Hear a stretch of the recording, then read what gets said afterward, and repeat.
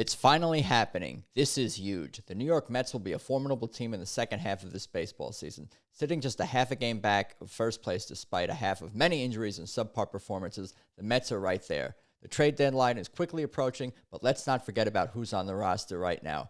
I'm Adam Choit, your host for today here on Mets Digest. And before we dig in and all that, I just want to give you guys a quick heads up, a quick reminder to please subscribe, because as you can see, nearly 68% of you guys watching these videos are not subscribed, so please remember to do that. That is definitely appreciated for sure. So let's get into it.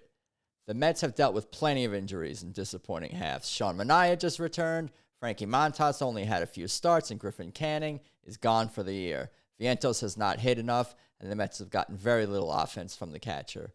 But there are good signs ahead for the team, and I want to dig into some of that. Because as you can see, you know whose numbers these are right here? These are Kodai Senga's numbers, and he is back, and he is the ace.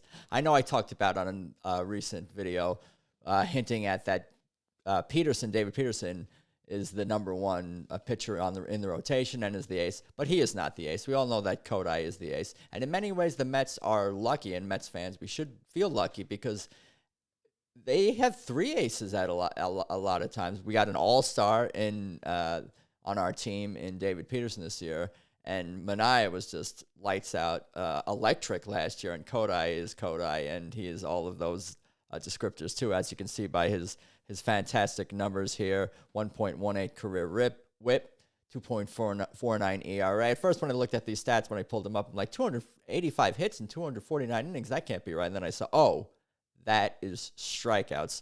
So Senga is a true ace, and the Mets have him in the rotation moving forward, and that is definitely something to look forward to. But I want to dive a little bit more into this guy, this guy here, Sean Manaea, who made his return yesterday, recording this on Monday night. He pitched on Sunday, and these were his numbers from last year. Just excellent all around. 12-6, 3.47 ERA, 202 opponent batting average. That is just excellent. And ever since he picked up the Chris Sale sidearm, submarine style sidearm delivery, he's been just getting swings and misses, and we'll get into some of that momentarily. All the swings and misses that Manaea has been getting. As you can see here in his debut yesterday, he struck out 5 consecutive batters. That was impressive. I did not expect that. That was wonderful to see. He was dominant in getting those swings and misses against the Royals. That was definitely a bright spot in the loss yesterday. And the Mets also fought back and never gave up. This is from MLB, so good to see Manaea back and pitching great.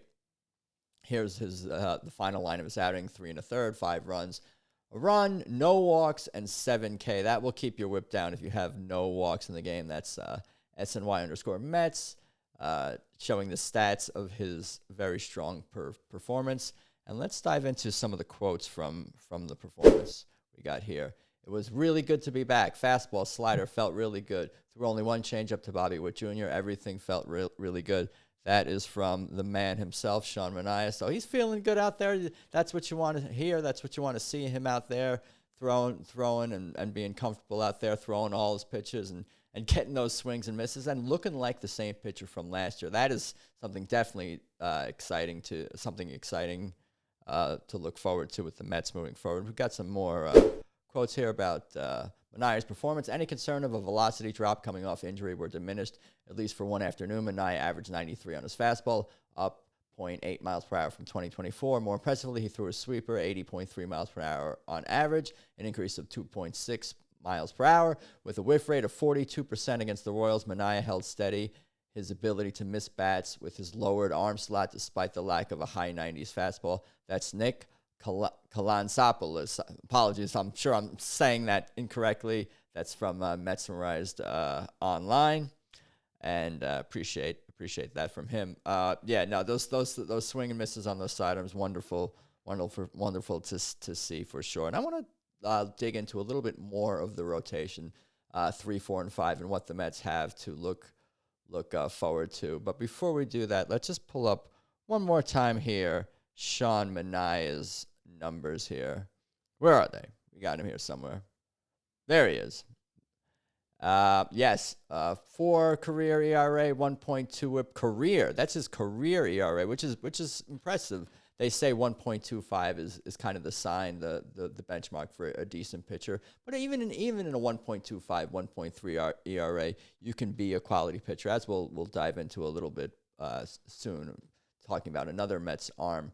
But if the Mets can get anything resembling last year's 1.08 WHIP from Sean Manaea, that would be excellent. The Mets have some pitchers that that will put up some good outings, I'm sure, in the second half.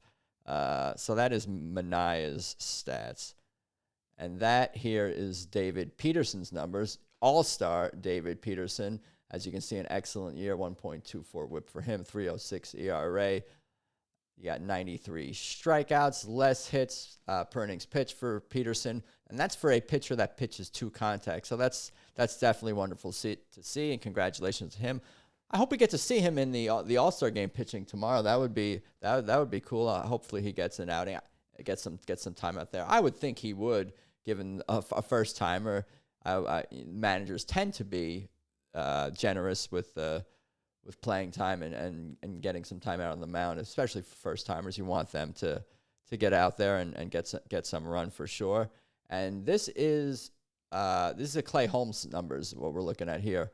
Another Mets pitcher who's had a quality season, 1.4 WAR, positive WAR. That's what you want to see. You want to see a positive WAR, 3.31 ERA, 1.26 WHIP for him. The walks have gone up a little bit. We have noticed that lately, but he's been looking pretty good. He's been one of the more consistent arms out there for the Mets this first half. Despite converting from a reliever to a starter, he's been durable pitcher. So it's good to see him healthy and ready to go in the second half of the year, because the Mets are going to need him too. This is Frankie Montas's number. You're now his stats rather.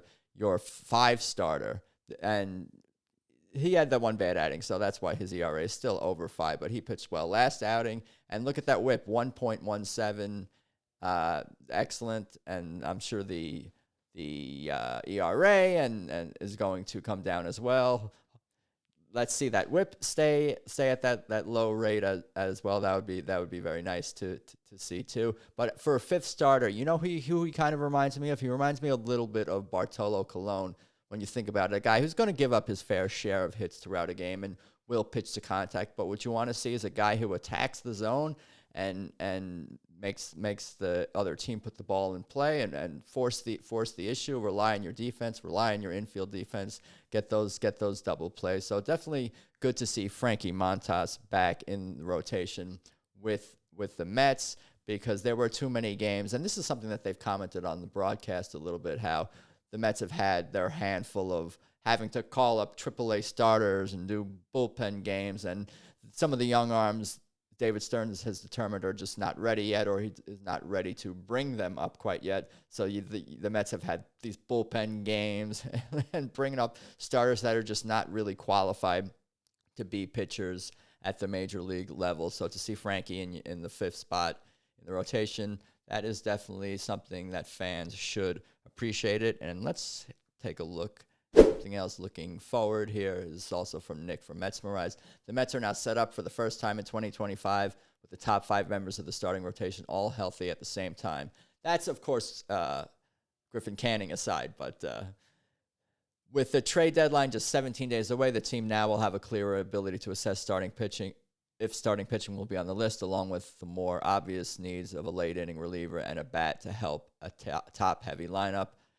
And yeah, that pretty much sums up where the Mets are. They're approaching the trade deadline in a more of a position of strength, I would say, with the health of the rotation starting to be something that's on the plus side, on the positive side, and not so much a big mess of injuries. So that's good to see. And the Mets will coming from a position of strength is what you want. They have some options. They don't have to give up the farm for necessarily a starter. The priorities certainly maybe have changed. We shall see if they go after a big bat or or a reliever or even a frontline starter, that's definitely something could always be helpful, can always look for upgrades. I'm sure David Stern is on top of it. But what do you guys think? What do you think of the rotation finally starting to take shape and take form as we imagined it would be at the beginning of the year, Canning aside? Who should the Mets trade for? What should the Mets trade for? Please remember to subscribe and like and share. That is all definitely appreciated. And let's go Mets.